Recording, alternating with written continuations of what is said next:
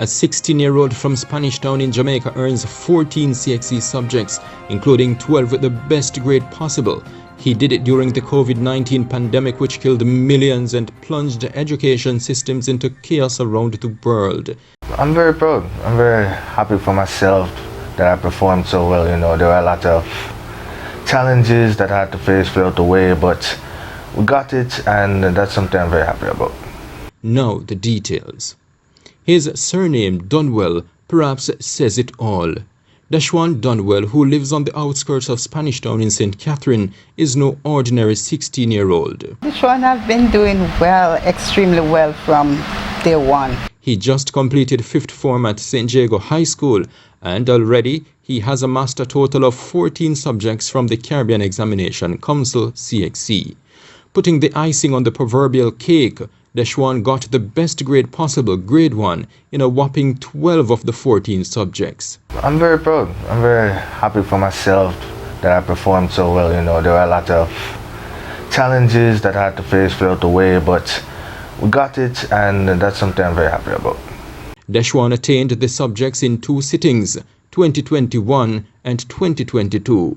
In 2021, when he was in 4th form, he sat 3 of the subjects: mathematics, in which he got a grade 1, chemistry, in which he also got a grade 1, and principles of accounts, in which he scored a grade 2.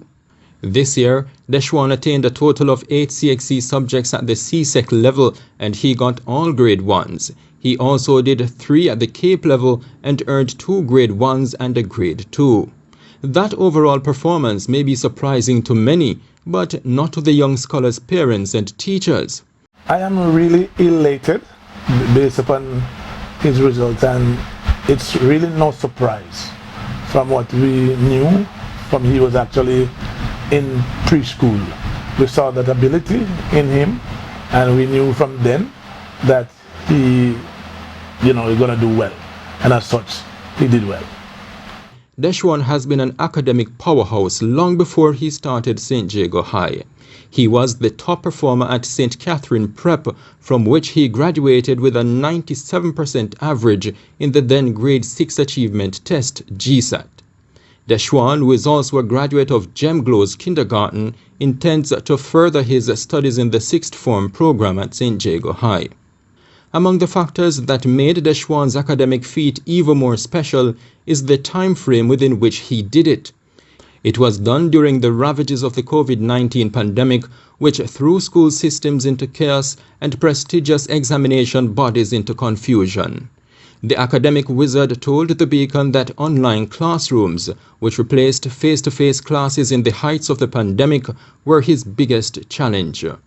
So I went from face to face, I went to online school, and everything was different. It was a different platform. The teachers had to find a new way of teaching, find new methods online, etc. And some of it clicked, some of it didn't.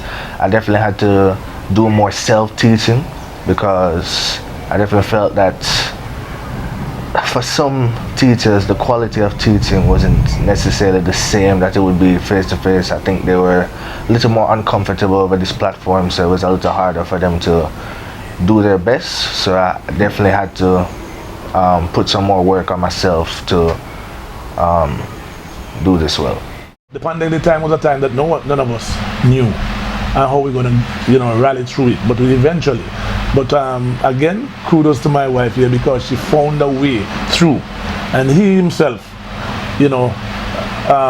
assists through the process to get what he wants also.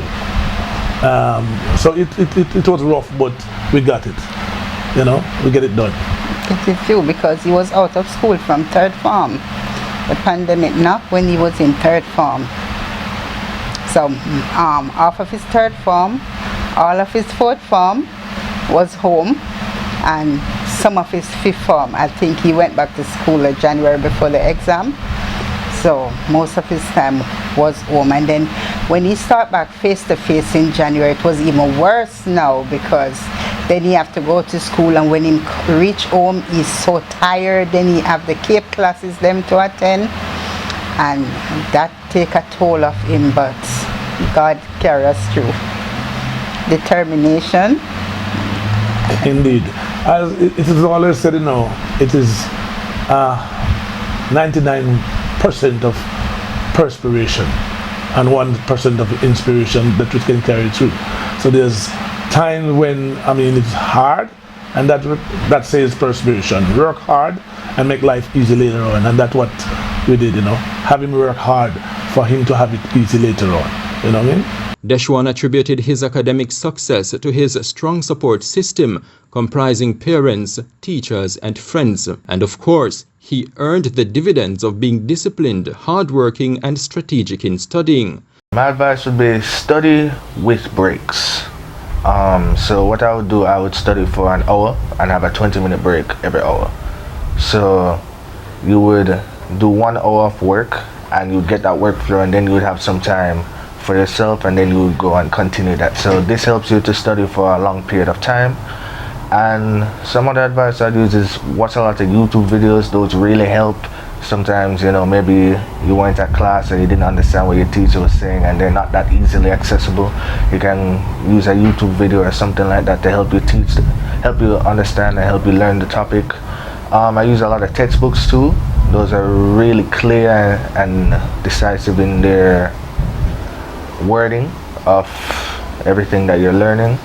And yeah, for the most part, I think try to understand why something happens more than how it happens.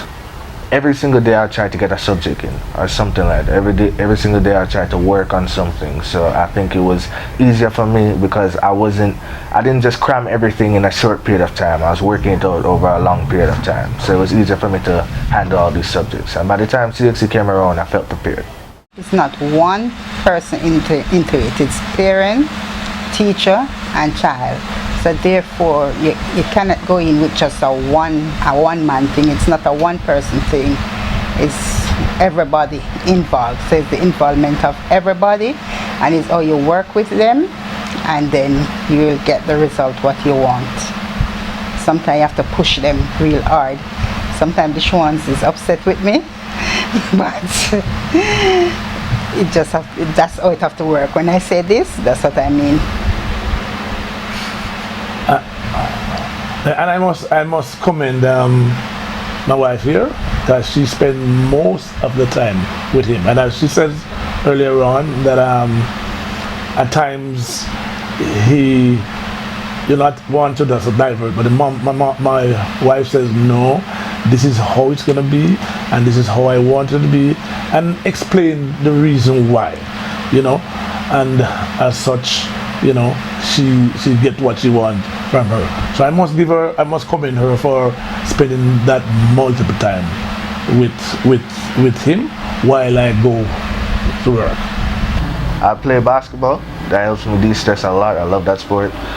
Play video games, though that definitely takes my mind out of studying and all that and helps me just enjoy whatever moment I'm in. Talking to my friends online, that definitely helped, especially over the pandemic when I couldn't really see them and meet them as much. And I'd say like watching movies, watching television, those are 4 activities that I think really helped me. Dshawan's dream is to become a neurosurgeon, a medical doctor who diagnoses and treats conditions that affect the nervous system, including the brain and spinal cord. Ever since little, I've read a lot of Ben Carson books. He's also a neurosurgeon, and ever since I read those books, I've always been fascinated with the world of neurosurgery.